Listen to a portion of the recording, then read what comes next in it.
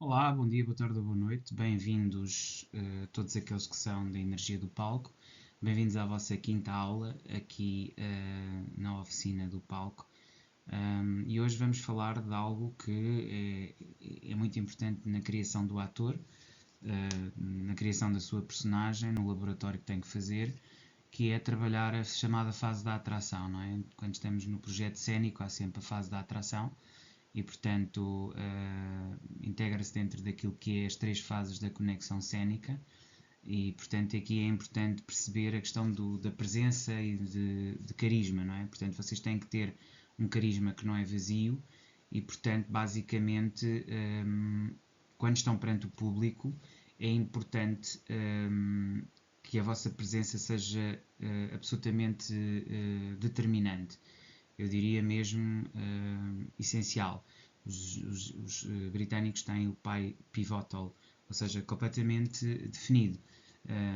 Ou seja, essa presença, essa força, essa energia que vocês têm que ter é algo que não é natural, é algo que é trabalhado, mas que tem que existir dentro da vossa essência e que vocês têm que descobrir.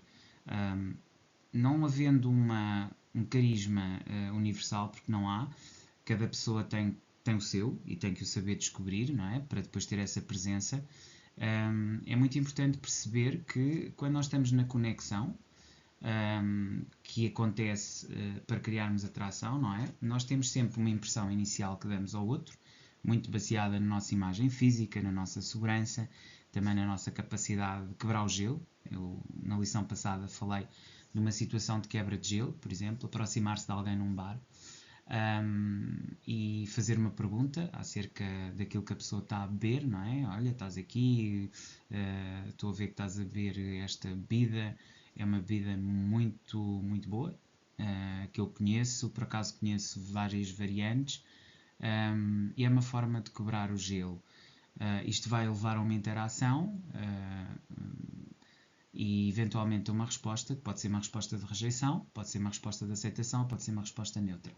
Portanto, depois começa a estratégia, não é? Mas pronto, a primeira fase, a quebra de gelo, obviamente ela acontece, ou haverá uma resposta do outro lado, ou por simplesmente a outra pessoa estará estranha, ou conforme a nossa própria a nossa própria instintividade, não é? Isto é quase instintivo. Se a pessoa vai a medo e se transmite o medo, é evidente que o outro lado terá uma resposta negativa.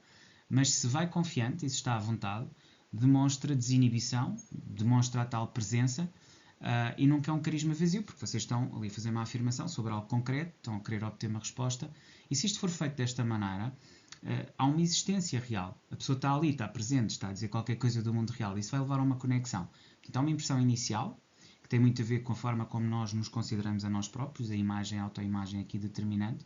Depois uma construção de conforto, que é deixar outra pessoa à vontade, não é? Que a pessoa faz a pergunta, mas depois deixa o outro responder, não responder, pode levar ou não a uma maior aproximação.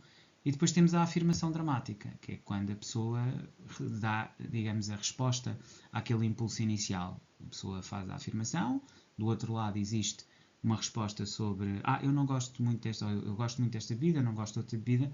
Isto inicia o diálogo, não é? E depois aí a afirmação dramática. Olha, sabes, eu sou uma pessoa que gosta muito deste tipo de bebidas e preparo e tenho isto e aquilo. E tenho um amigo meu que experimentei uma outra bebida muito boa, não sei se conheces, e aqui introduz um elemento de surpresa, de criação de um novo elemento que é muito importante na ligação. E temos aqui uma cena dramática, no fundo, e uma afirmação dramática, ok?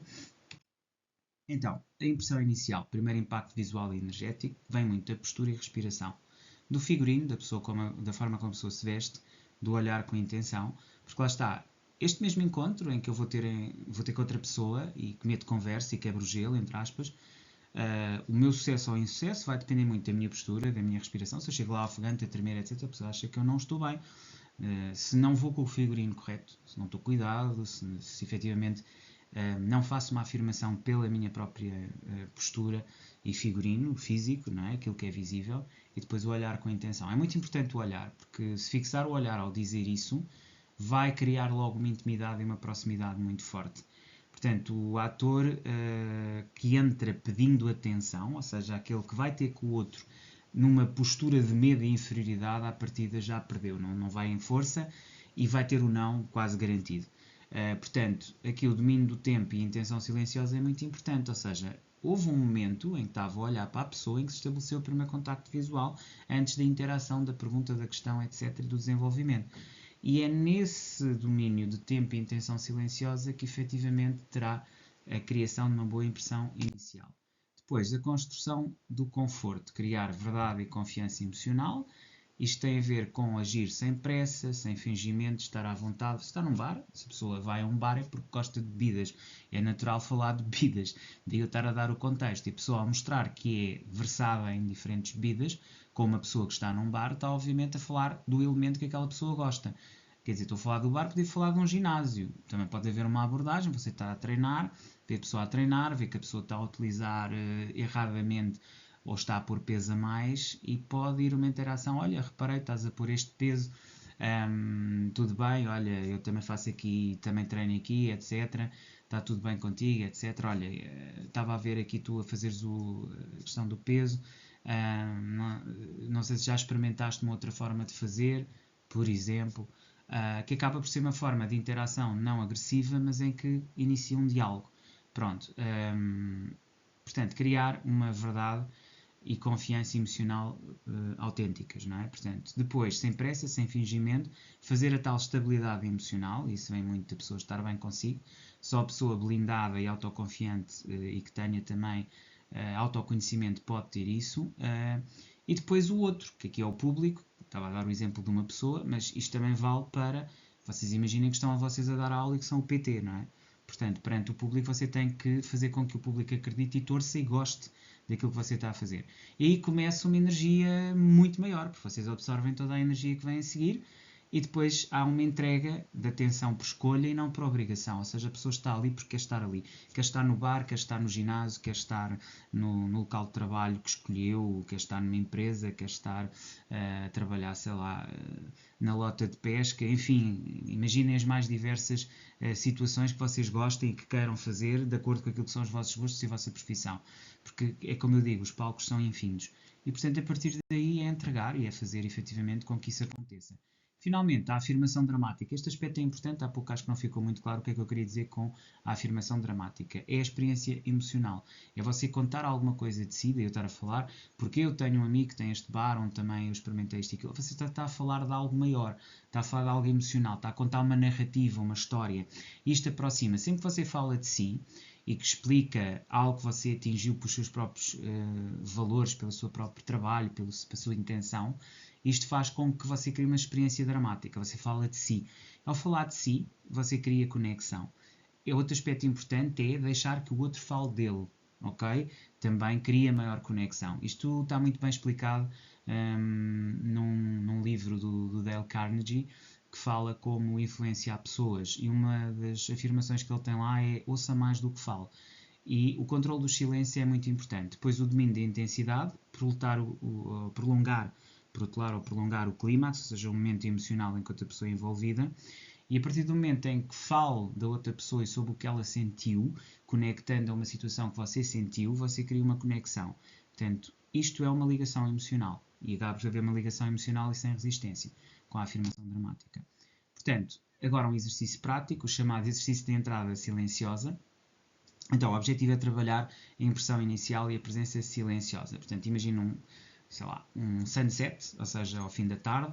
Imagine, portanto, um sunset é normalmente aqueles bares abertos em Lisboa, não sei se têm conhecimento, ou em Lisboa, em qualquer cidade, em que ali pelas 7, 8 da tarde, não é propriamente uma discoteca, mas é um espaço onde as pessoas se encontram depois de terem trabalhado, depois de terem a sua jornada de trabalho.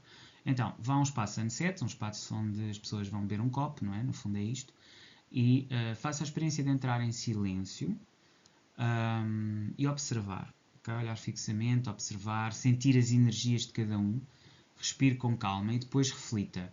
Como é que foi a sua entrada? Que energia é que transmitiu? Ou seja, tenha uma observação sobre si próprio. Como é que você está? Como é que você se sente perante o outro quando entra em cena, quando vai a um bar, quando vai, digamos, ao sunset? Que foi o exemplo que eu aqui peguei. Também podia estar a falar da discoteca, aliás, já falei da discoteca, mas aqui estamos a falar do bar, não é? Como é que você se sente? Qual foi a sua energia?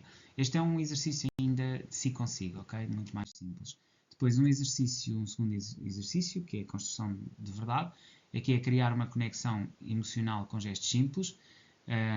E aqui a frase, relativamente,